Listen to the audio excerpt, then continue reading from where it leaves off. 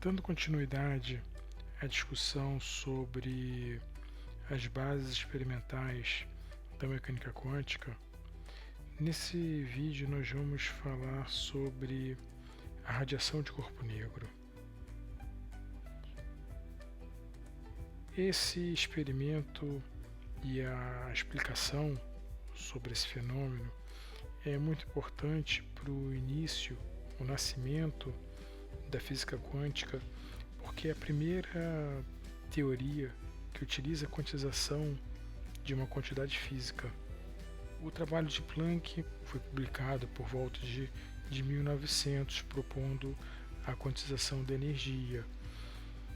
E o importante desse trabalho de Planck não é apenas a quantização da energia, mas sim a abrangência das suas ideias, porque foi o pilar, um dos pilares para a explicação do efeito fotoelétrico, abriu as ideias para a determinação da carga do elétron. Afinal, a ideia da quantização já estava iniciada, foi um dos pilares para o modelo de Bohr, para a proposta de um modelo atômico.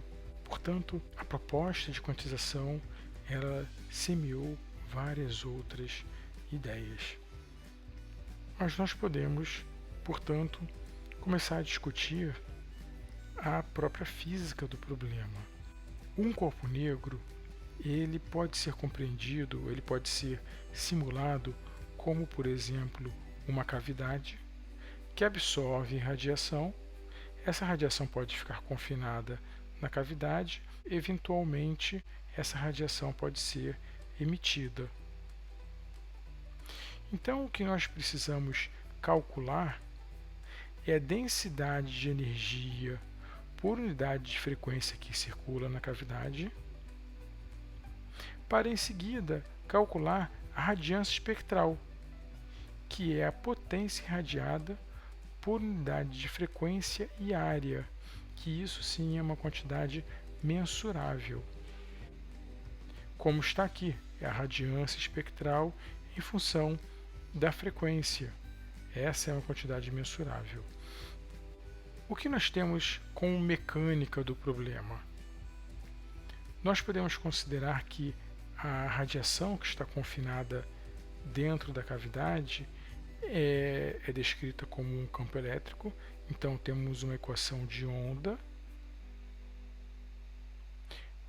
Considerando que cada componente é independente, nós temos um seno para cada, uma função seno para cada componente.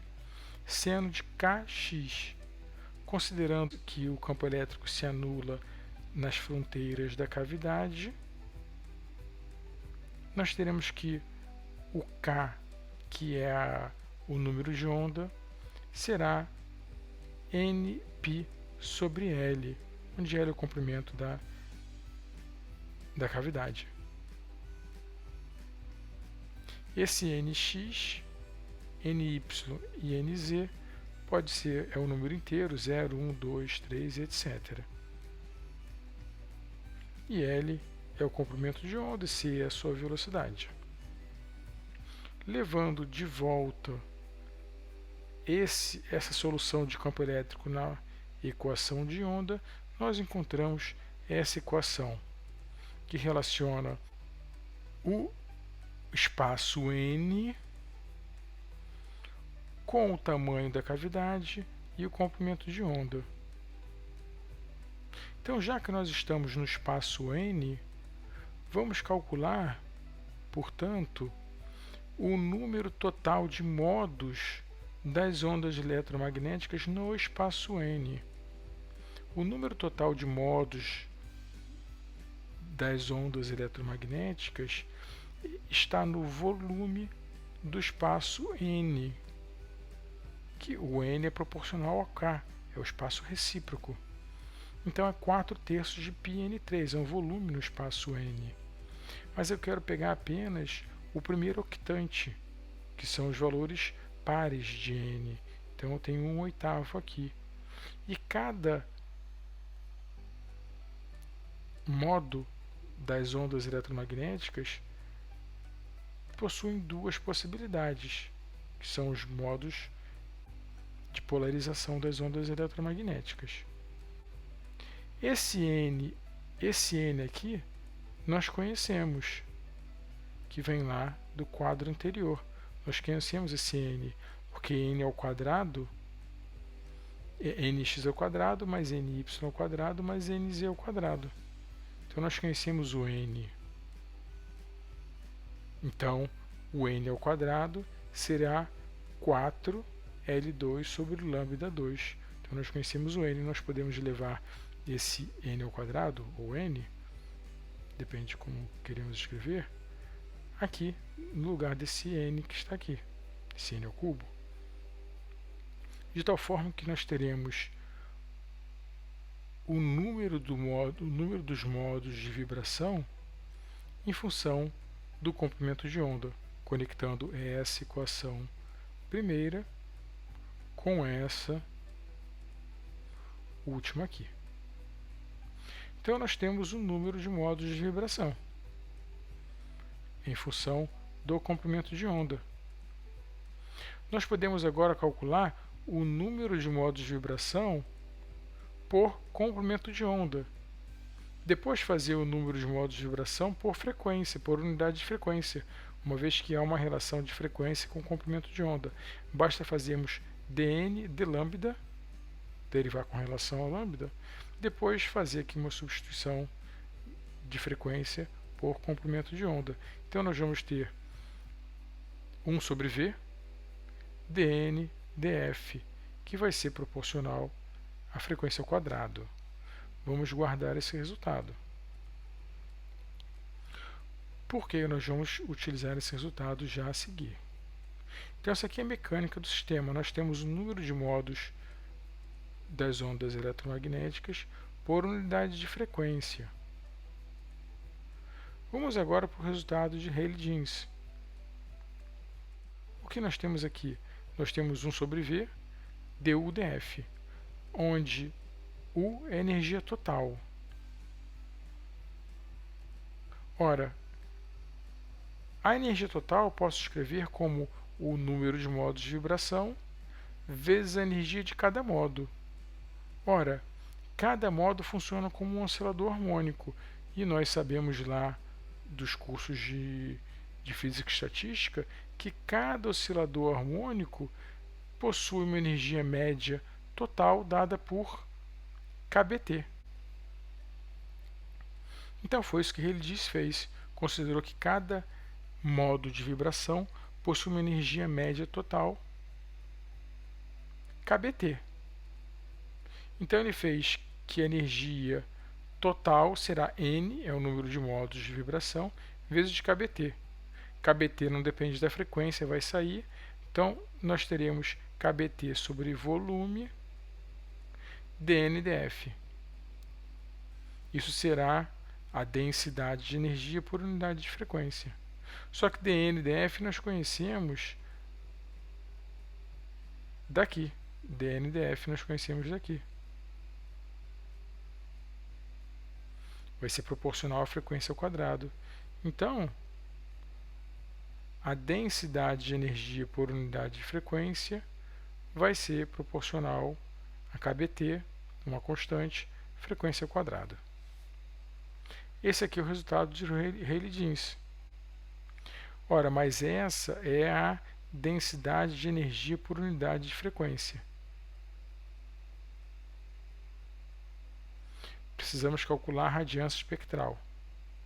A relação entre a radiância espectral e a densidade de energia por unidade de frequência é apenas uma constante, é c sobre 4, porque está relacionado ao ângulo sólido de emissão dessa energia por esse orifício.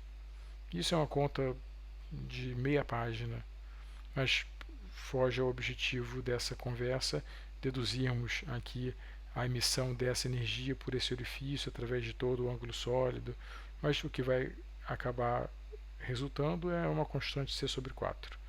Então a relação traduzir da densidade de energia por unidade de frequência para a radiância espectral vai ser uma constante. C sobre 4, no caso. Então temos aqui, que é uma parábola o resultado. Se multiplicarmos este resultado duzinho df por c sobre 4, teremos a radiância espectral, que é proporcional a f ao quadrado. Percebam que o modelo de Planck segue os dados experimentais, como vamos ver mais a futuro.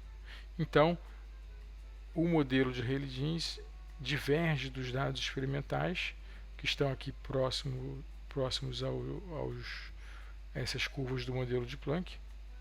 E, de fato, o modelo clássico só funciona com os dados experimentais para baixos valores de frequência. E o que Planck fez para que funcionasse?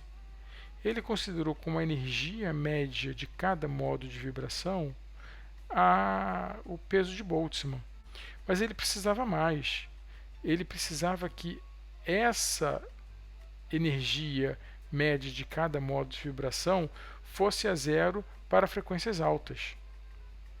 E ele percebeu que isso só aconteceria se ele trocasse essa integral por um somatório.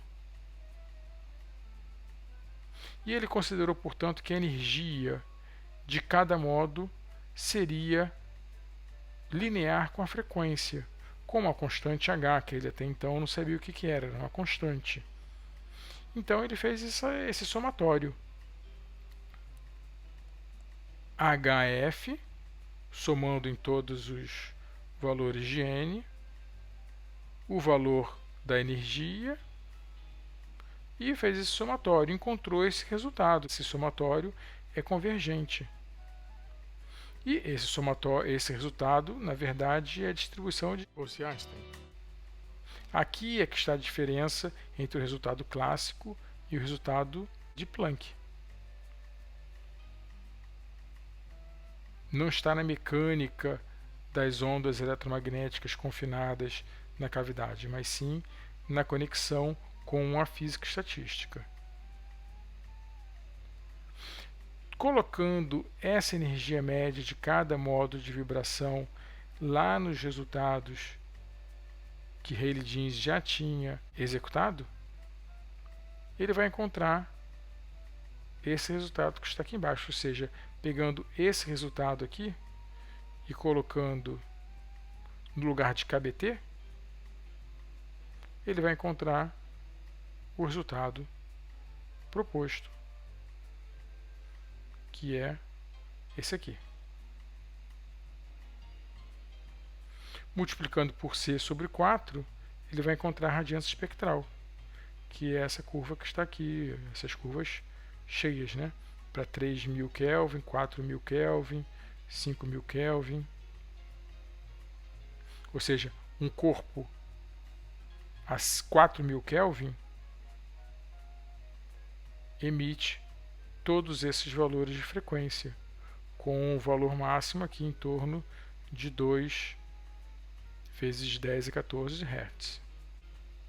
E o que aconteceu é que Planck depois utilizou aquela constante, que ele não sabia até então o que era, para ajustar o modelo dele aos dados experimentais. E depois ele, aí sim, ajustou o valor da constante, que hoje leva o seu nome, constante de Planck.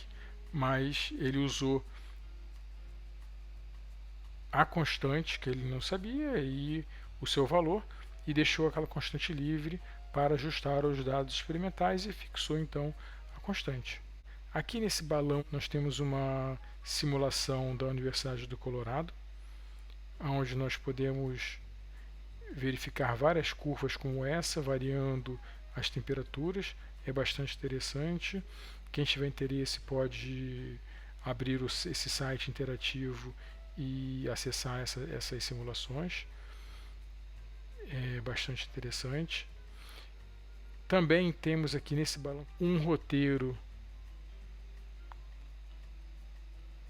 para a determinação da constante de Stefan Boltzmann. Como o objetivo dessa série de vídeos e desse site interativo a discutir as bases experimentais da mecânica quântica que forneceram o alicerce para o desenvolvimento da física quântica moderna. Eu não vou entrar em detalhes sobre as consequências e detalhes mais aprofundados sobre a radiação de corpo negro, porque isso está associado aos cursos de física moderna. Mas como existem alguns, eu achei interessante, existem alguns experimentos, algumas simulações que tratam sobre o assunto, eu vou fazer uma breve menção ao tema. Se nós integrarmos a radiância espectral do caso de Planck, podemos obter a lei de Stefan Boltzmann, que é sigma T a quarta. Epsilon é emissividade. Quem tiver acesso, quem tiver interesse, pode acessar o site interativo para ler um pouco mais sobre a emissividade.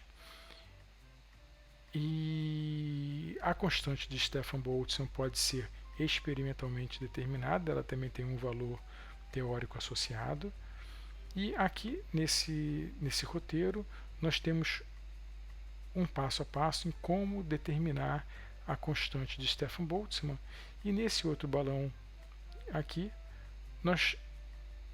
quem tiver interesse será encaminhado para um outro laboratório virtual de uma outra universidade, que é um simulador bastante interessante, em que vocês podem seguir o passo a passo. Esse roteiro é elaborado com base nesse outro simulador, e vocês podem seguir e determinar essa constante de Stefan Boltzmann.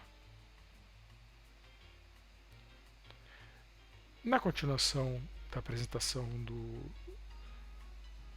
do tema, como podemos concluir? Qual é a consequência do final desse tema? É a quantização da energia. E a quantização da energia, a determinação de uma constante, mas como eu mencionei no início, não apenas esse tema, mas também a abertura de outras ideias que forneceram elementos para outros experimentos que serviram de base para a antiga física quântica e para a física quântica moderna, o efeito fotoelétrico, a determinação da carga do elétron, o modelo de Bohr e etc.